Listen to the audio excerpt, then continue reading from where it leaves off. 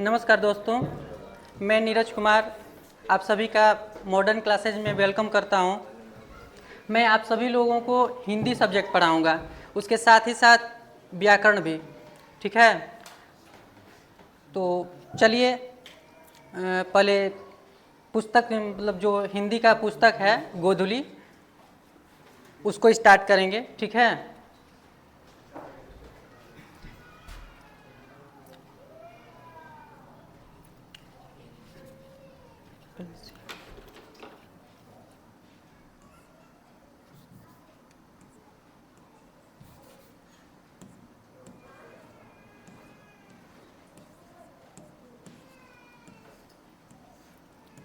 देखिए इसमें हम लोग को क्या पढ़ना है। ठीक है, इसमें टोटल 12 चैप्टर हैं। एक गद्य खंड है और एक काव्य खंड है। ठीक है ना, दोनों में 12-12 अलग अलग क्या है मतलब चैप्टर है। ठीक है ना, तो उसमें जो जैसे श्रम विभाजन और जाति प्रथा जो पहला चैप्टर है आप लोग का, उसमें जो पहला चैप्टर है उससे पहले जो उस चैप्टर को जो लिखे रहते हैं जो लेखक परिचय रहता है चैप्टर से पहले। तो जितने भी ऑब्जेक्टिव क्वेश्चन बनते हैं गद्य खंड से, ठीक है ना, तो वहीं से ऑब्जेक्टिव मैक्सिमम क्वेश्चन पूछा जाता है एग्जाम में आपका। तो यदि आप लोग उस चीज़ को पढ़ लेते हैं अच्छा से, तो आपका एक भी ऑब्जेक्टिव नहीं छूटेगा। ठीक है ना, आपका एक भी ऑब्जेक्टिव नहीं छूटेगा। तो आप लोग को पता ही होगा कि हम लोग आए हैं क्रैश कोर्स पढ़ने। ठीक है ना, तो इसमें आपको बहुत सारे ऑब्जेक्टिव क्वेश्चन कराए जाएंगे। ठीक है, इसमें प्रैक्टिस ज़्यादा आप लोग को कराया जाएगा।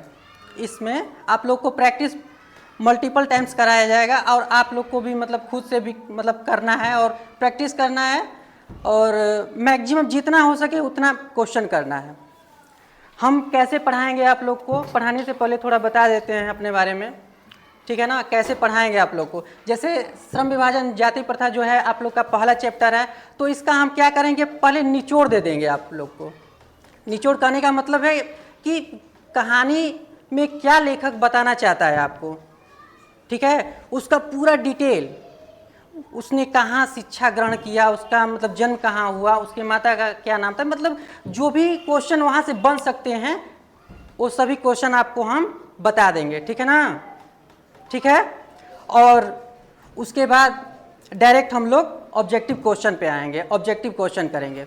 ठीक है ना, आप लोग से मेन क्या है आप लोग का कि क्वेश्चन आपसे बनना चाहिए, यही ना है जी। क्वेश्चन बनना चाहिए, एग्जाम आए तो उसमें हम लोग क्वेश्चन कंप्लीट बना के आए।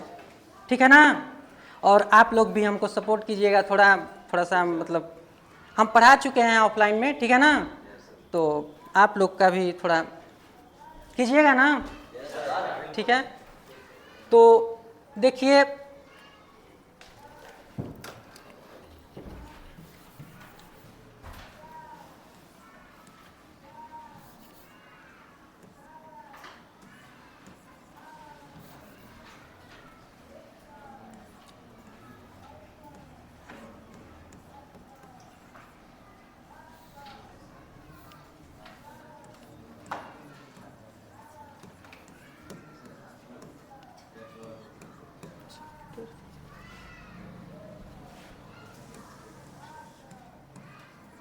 श्रम विभाजन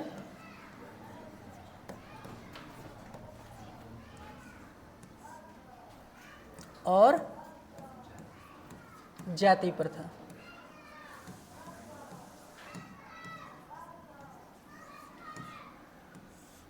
ठीक है, दिख रहा है ना आप लोग को। तो इसके लेखक कौन है,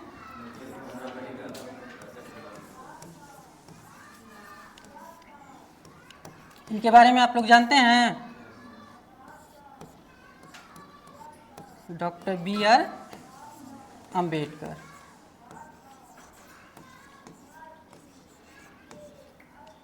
चलिए हम लोग चैप्टर स्टार्ट करते हैं। ठीक है, देखिए इनके बारे में और कुछ जानते हैं आप लोग अंबेडकर जी के बारे में? देखिए हम लोग चैप्टर स्टार्ट करने से पहले लेखक के बारे में कुछ समझते हैं। ठीक है ना, ठीक है। एक बार की बात है एक स्कूल में, जैसे पहले छुआछूत बहुत था समाज में, और वो चीज़ें आज भी हैं, बहुत मतलब बहुत कम हैं आज भी, लेकिन बहुत कम, मतलब पहले की अपेक्षा बहुत कम हो गया है, ठीक है ना। तो पहले क्या होता था कि जो छोटी जाति के लोग थे उनके साथ बहुत भेदभाव किया जाता था, ठीक है ना। उनको बड़ी जाति के साथ उठने बैठने के लिए मतलब अधिकार नहीं था, किसी भी चीज़ में नौकरी हो या मतलब बहुत हर तरह से उनको प्रताड़ित किया जाता था, ठीक है। हर काम करने का अधिकार उनके पास नहीं था। तो बाबा भीमराव अंबेडकर जी जो थे शुरू से ही मेधावी थे। क्या थे? मेधावी थे, बहुत ही तेज थे, ठीक है ना। और उनका जन्म एक दलित परिवार में हुआ था, मतलब छोटे जाति में हुआ था, महार जाति में, जिसको गोंड कहते हैं। गोंड एक जाति है, ठीक है ना।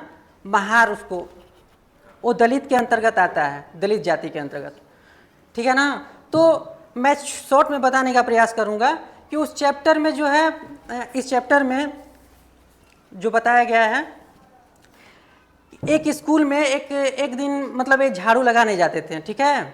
झाड़ू नहीं होता है, मतलब इनको बैठने का तो अधिकार था ही नहीं, मास्टर साहब इनको इस क्लास में बैठने नहीं देते थे, ठीक है। तो अब मतलब इनके द्वारा बहुत प्रयास किया जाता था कि मैं भी सभी लोगों, जैसे आप लोग बैठे हैं अभी, जैसे क्लास में आप लोग बैठे हैं ना, यहाँ पे कोई नहीं जानता है कौन किस कास्ट का है, कौन सी बिरादरी का है, कौन कहाँ का है, कौन, समझ रहे हैं बात को ना। तो वहाँ पे लेकिन उनको ये अधिकार नहीं था, ठीक है ना, उनको ये अधिकार नहीं था। फिर भी उन्होंने इतनी प्रताड़ना को सहते हुए, ठीक है, जो मतलब इतने मतलब लेवल पे गए कि आज भी उनके जितना डिग्री, मतलब जितना वो लेके बैठे हैं, आज भी संभव है, लेकिन मतलब बहुत कठिन है, ठीक है ना। उन्होंने डबल पीएचडी किया। समझ जाइए कि उस जमाने में जब टेक्नोलॉजी का अभाव था, ठीक है, उस जमाने में डबल पीएचडी। और अगर आज देखिए, आज की डेट में क्या है, आज की डेट में सभी चीज़ें हैं, ठीक है ना, सब चीज़ है, आपको बहुत सारी सुख सुविधाएं, मतलब बहुत सारी, मतलब सब चीज़ें मतलब दी गई हैं। फिर भी आप कर सकते हैं, ऐसा बात नहीं कि नहीं कर सकते हैं, ठीक है, आप कर सकते हैं, ठीक है, लेकिन बहुत ही कठिन है। उस जमाने में उन्होंने इतनी प्रताड़ना को सहते हुए इतनी उपलब्धि हासिल की, ठीक है। तो क्या हुआ कि एक, जैसे स्कूल में आज भी आप लोग देखते होंगे कि अधिकारी लोग जब आते हैं चेक इन में, चेक इन करने के लिए, ठीक है, चेक इन करने के लिए नहीं आते हैं, तो एक अधिकारी साहब आए और वहाँ पे सब बच्चे बैठे थे, और भीमराव अंबेडकर जी जो थे वो बाहर क्या थे, बाहर रह के, क्लास से बाहर रह के वो मास्टर जी की बातों को सुनते थे, ठीक है। मास्टर जी जो पढ़ाते थे उनको तो अधिकार नहीं था बैठने का अंदर ना भाई, मतलब सब लोग के साथ नहीं बैठने का अधिकार था उनको, ठीक है। तो बातों को सुनते थे, उनके बाहर से झाड़ू भी लगाते थे और बातों को सुनते थे। तो अधिकारी सब आए तो पूछे बच्चों से कि मतलब बताइए मास्टर साहब कैसे पढ़ाते हैं। तो लड़कों से पूछें तो सब लड़का बोला कि मतलब कि गुरुजी बहुत अच्छा पढ़ाते हैं, बहुत अच्छा पढ़ाते हैं, बहुत अच्छा, मतलब हम लोग को समझ में आता है। तो अधिकारी सर बोले कि मैं कुछ पूछूं आप लोग से, जैसे मैं ही आपको कुछ पढ़ा रहा हूं, ठीक है। तो कोई भी मतलब कोई आएगा बाहर से तो कैसे चेक करेगा, जैसे आप लोग से क्वेश्चन आंसर करके, जैसे मैं कोई चैप्टर पढ़ा दिया तो उससे रिलेटेड कोई क्वेश्चन करेंगे, कोई भी लोग हो, तो आप लोग बताइएगा तब तो वो सेटिस्फाइड हो जाएंगे, मतलब कि नहीं सर जी सही पढ़ा रहे हैं जो पढ़ा रहे हैं, ठीक है, ये नहीं होता है। तो पूछें तो लड़के सब बोले कि नहीं सही पढ़ाए हैं, मतलब सही पढ़ाते हैं सर। तो क्वेश्चन किए, उस क्लास में समझ जाइए कि एक भी लड़का उनके क्वेश्चन का आंसर नहीं दे पाया। तो अब अधिकारी के मन में डाउट हुआ कि इसका मतलब मास्टर जी में ही कमी है, लड़कों में कमी नहीं, मतलब मास्टर जी में कमी है, मतलब मास्टर जी अच्छा से लड़कों को पढ़ाते नहीं हैं, ठीक है ना। तो अंबेडकर जी बाहर बैठे थे, तो इन सभी वार्तालापों को क्या उनके द्वारा वो भी सुन रहे थे बाहर से। तो उन्होंने हाथ उठाया कि सर मैं बताता हूँ। कौन बोला? अंबेडकर जी बोले कि मैं बताता हूँ सर। तो वो आए, अधिकारी बोले कि तुम कौन? तो बोले कि मैं झाड़ू लगाता हूँ सर, झाड़ू लगाने का काम करता हूँ बाहर। मुझे मतलब बैठने का मतलब इसमें सब तरह तरह की बातें बताएं। तो बोलें कि ठीक है तुम बताओ, तुमको याद है तो। समझ जाइए उन्होंने उन्होंने पूरा डिटेल लाइन बाय लाइन पूरा व्याख्या के साथ इतना करेक्ट आंसर दिया कि अधिकारी जो थे वो बहुत ही मतलब खुश हो गए, बहुत प्रशंसा, बहुत बड़ाई की उनका, ठीक है ना। तो अब उनके समझ में आ गया कि गलती सर में नहीं है, गलती बच्चों में है। बच्चे जो हैं मन लगा के पढ़ाई नहीं कर रहे हैं, ठीक है ना। तो इससे आप लोगों को क्या सीख मिला, क्या सीखें इससे? देखिए आप लोग सुने होंगे कि जैसे गांव में, जैसे यहाँ पे क्या है, शहर में बहुत सारी संसाधनों का यहाँ पे कमी नहीं है, मतलब हर चीज़ है। जैसे यहाँ पे अच्छा डेस्क है, मतलब आप लोग बैठे हैं आराम से। अभी कभी सुने होंगे कि गांव का लड़का मतलब बहुत मतलब तंगी के बावजूद, बहुत परेशानी के बावजूद अच्छा परसेंटेज मैट्रिक में, इंटर में, मतलब अपने मेहनत के बल पे, संसाधनों की कमी होते हुए आपसे बेहतर कर जाता है। ऐसा क्यों? ऐसा इसलिए कि वो जो लड़का है उसके अंदर डेडिकेशन है, ठीक है, पढ़ने का जुनून है, ठीक है ना, तो वो कर जाता है। आप भी करेंगे तो उससे बेटर कर सकते हैं, आप भी उससे बेटर कर सकते हैं, ठीक है ना। तो चलिए उस टॉपिक पे चलते हैं। तो ये सब हो गया, तो उनका बहुत प्रशंसा हुआ अंबेडकर जी का, ठीक है ना। तो हो गया सब। अब चलते हैं, यहाँ पे आते हैं, अब इनके बारे में कुछ जान लेते हैं। ये सब हो गया ना, अब देखते हैं लेखक डॉक्टर अंबेडकर जी हैं। अब इनका देखिए जन्म कब हुआ था। देखिए ये जितने भी पॉइंट हैं आपको डायरेक्ट एग्जाम में मतलब क्वेश्चन आएंगे ऑब्जेक्टिव इसका, ठीक है ना, डायरेक्ट क्वेश्चन आएगा। और इससे जितना भी आपको मटेरियल दिया जाएगा उससे एक भी क्वेश्चन बाहर नहीं जाएगा। उसको मल्टीपल टाइम्स आपको रिवीजन करना है, प्रैक्टिस करना है, जितना हो सके उतना, ठीक है। चलिए अब देखते हैं इस अपडेट को, डायरेक्ट हम ऑब्जेक्टिव भी कराएंगे आपको, इसको आपको रिमेंबर करना है, अच्छा से याद कर लेना है। इनका जन्म कब हुआ था? 14 अप्रैल 1891 में। इनका जन्म स्थान था मध्य प्रदेश, महू, महार जाति। इनका जन्म दलित परिवार में हुआ था। किस जाति में हुआ था? दलित परिवार में हुआ था। और इनके माता जी का नाम क्या था? भीमाबाई। क्या नाम था? भीमाबाई। और इनके पिताजी का क्या नाम था? रामजी सकपाल। और इनका विवाह कब हुआ था? 1906 में। ये डायरेक्ट क्वेश्चन आते हैं, ठीक है ना। और इनकी पत्नी का नाम क्या था? रमाबाई। ध्यान दीजिएगा, एक ध्यान देने वाली बात यह है कि इनका जो विवाह जो हुआ था वो मैट्रिक परीक्षा से पहले ही हो गया था। मतलब मैट्रिक की परीक्षा जो हम लोग देते हैं ना, मैट्रिक का परीक्षा, तो उनसे एक साल पहले ही हो गया था। बहुत कम उम्र में इनकी शादी हो गई थी, ठीक है ना। तो इस चीज़ को छोड़कर, शादी वाली चीज़ को छोड़कर बाकी जितने भी चीज़ें हैं इनसे हम सीख सकते हैं। बहुत मतलब उस समय का कंडीशन कुछ अलग होगा, समझ रहे हैं बात को ना। तो 1906 में हुआ था रमाबाई के साथ। और मैट्रिक की परीक्षा कब दिए थे? 1907। कब दिए थे? 1907 में। इसको चेंज कीजिए।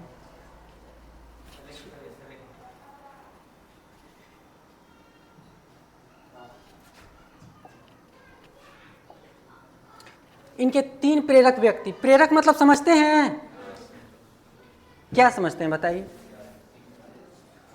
बोलिए क्या? हाँ ठीक है, जिनको देखकर हम भी सोचते हैं कि हम भी उनके जैसा बने, ठीक है, हम भी उनके जैसा बने। जैसे जितने भी सफल व्यक्ति हैं, जैसे आपके आस पड़ोस में कितने लोग नहीं होते हैं कि जैसे किसी भी क्षेत्र में, कोई ज़रूरी नहीं है कि मतलब जॉब ही के क्षेत्र में, कोई जैसे अपने मेहनत के बल पे कोई जॉब प्राप्त कर लिया, कोई अपने लाइफ में सफल है, सक्सेसफुल है, सब लोग उसका एग्जाम्पल देते हैं, कहते हैं कि देखो उनका लड़का, उनकी लड़की देखो कितना मेहनत करता है, मेहनत करके देखो इस पोस्ट को प्राप्त कर लिया, इस पोस्ट को प्राप्त कर लिया। तो आपके अंदर जुनून होता है कि नहीं मैं भी इस चीज को मैं भी करूं, होता है कि नहीं, एक अंदर मतलब मोटिवेशन पैदा होता है, ठीक है। तो उनको देखकर मतलब आपके अंदर भी बदलने की चाह उत्पन्न होती है कि नहीं होती है, अपने अंदर भी मतलब भावना उत्पन्न होता है कि मैं भी उनके जैसा बनूं, तो उन्होंने जो काम किया है उसको हमको भी करना होगा तभी तो बनेंगे। तो वो क्या हमारे लिए वो क्या किए, वो क्या हुए, प्रेरक हुए। मतलब उनसे प्रेरक कहने का मतलब है कि प्रेरक वो व्यक्ति होते हैं जो जिनको देखकर हम कुछ सीखते हैं, ठीक है, क्या होता है, जिनको देखकर हम कुछ सीखते हैं। तो उसी प्रकार जिस प्रकार समझ रहे हैं ना, जिस प्रकार हमारे जीवन में कोई भी व्यक्ति होता है जिनको देखकर हम सीखते हैं, वो प्रेरक का काम करते हैं, उसी प्रकार इस जो और एक चीज बता देते हैं, जो श्रम विभाजन और जाति प्रथा है, एक यह निबंध है, क्या है, एक निबंध है। तो इनके जीवन में भी तीन व्यक्ति का बहुत ही महत्वपूर्ण योगदान था। वो कौन थे तीन व्यक्ति, एक बुद्ध थे, एक कबीर थे,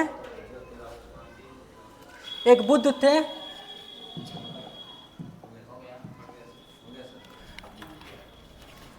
और एक कबीर थे, और तीसरे ज्योतिबा फुले। ये डायरेक्ट क्वेश्चन आता है, ठीक है ना। ऑब्जेक्टिव मैं जितना कराऊंगा आपको बस उतना ही आपको मतलब कर लेना, उसको मल्टीपल टाइम्स रिवीजन करते रहना, ठीक है ना, समझ रहे हैं बात को। एक भी क्वेश्चन ऑब्जेक्टिव नहीं छूटेगा। 100 क्वेश्चन आते हैं, कितने आते हैं, 100, और एक भी मतलब सब क्वेश्चन इससे लड़ेगा। पहला भाषण का सम्मेलन मतलब कब हुआ था इनका, मतलब कब भाषण दिए थे, लाहौर में 1936, 1936 में। कब दिए थे, 1936 में। और विख्यात भाषण इनका था the annihilation of caste, the annihilation of caste. किस भाषा में था, अंग्रेजी में। पूछ सकता है आपको कि द एनिहिलेशन ऑफ कास्ट जो है किस भाषा में है। एक क्वेश्चन ये हो गया। किसने लिखा है इसको, doctor BR Ambedkar, doctor Bhimrao Ambedkar. हो सकता है ना, बहुत सारे क्वेश्चन बन सकते हैं। यह जो है द एनाहिलेशन ऑफ कास्ट जो है अंग्रेजी में था। किस में था, अंग्रेजी में था। और इसका हिंदी में अनुवाद कौन किए, ठीक है, ललय यादव। ये भी पूछता है क्वेश्चन में, ठीक है ना। जितने भी आपके ऑब्जेक्टिव बनते हैं सब स्लाइड पे है, ठीक है। प्रसिद्ध रचना कौन है इनकी, मतलब इनके द्वारा कौन कौन सी पुस्तकें लिखी गई हैं, ठीक है। हु आर द, पहली पुस्तक है। सेकेंड है हु आर सुधराज, ठीक है। और एक थर्ड है द अनटचेबल, ठीक है। और the caste in India, the caste in India. लिखिएगा तो लिख लीजिए, लिख लीजिए। अच्छा एक मिनट, हाँ सब मिल जाएगा आप लोग को। ऐसे देखिए, लिखने से क्या होता है ना कि आपका रिवीजन भी हो जाएगा, ठीक है, लिखा जाता है चीज़ों को, और रिमेंबर भी हो जाएगा। आप खुद जाके अपने से भी कर सकते हैं, खुद से।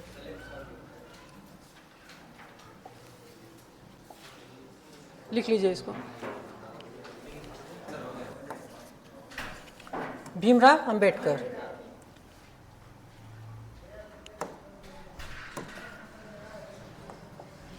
अंबेडकर के चिंतन व रचनात्मकता के लिए प्रेरक व्यक्ति कौन थे, देखिए, Buddha, Kabir, Jyotiba Phule, all of these.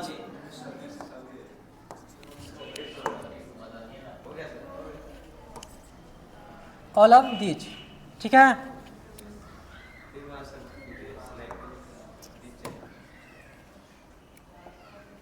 जात वो हो गया ना आंसर पीछे वाला। जाति पाति तोड़क मंडल भाषण लाहौर में कब हुआ था, 1936 ईस्वी में।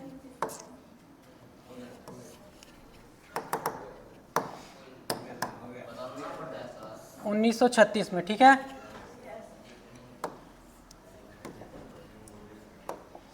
श्रम विभाजन और जाति प्रथा क्या है, निबंध, ठीक है। सभ्य समाज की आवश्यकता क्या है, सभ्य समाज की दूध पानी, ठीक है। जिस तरह से दूध में पानी को मिला देते हैं तो क्या होता है, दूध पानी क्या होता है कि समांगी मिश्रण होता है। क्या मतलब समान, मतलब उसमें कोई, अच्छा से बैठिए, ठीक है ना। तो एक सभ्य समाज में कैसे, जैसे दूध में पानी मिला देते हैं तो कोई अंतर नहीं होता है, मतलब श्रम विभाजन और जाति प्रथा क्या है, निबंध है। क्या है, निबंध है, ठीक है। सभ्य समाज की आवश्यकता क्या है, दूध पानी। अंबेडकर का जन्म किस परिवार में हुआ था, दलित परिवार में हुआ था।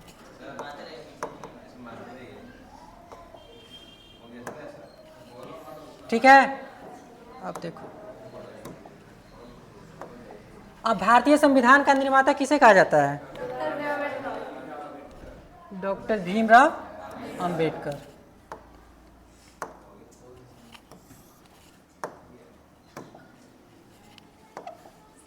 मूक नायक क्या है, मूक नायक क्या है, अखबार। क्या है, अखबार है।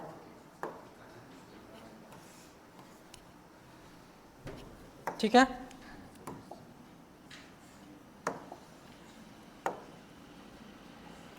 मूक नायक क्या है, अखबार। सच्चे लोकतंत्र का पर्याय क्या है, भाईचारा। समझ में आ रहा है ना, ठीक है। आप लोग एक बार देख लीजिए, पीडीएफ जब आएगा ना तो अच्छा, इस पे टिक कर देते हैं हम लोग। इसे विडंबना का अर्थ क्या होता है, उपहास। ठीक है, चलिए लास्ट क्वेश्चन देख लीजिए। डॉक्टर भीमराव अंबेडकर का जन्म कब हुआ था, डी होगा।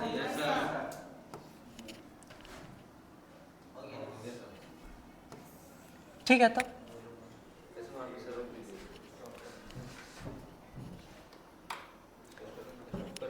ठीक है।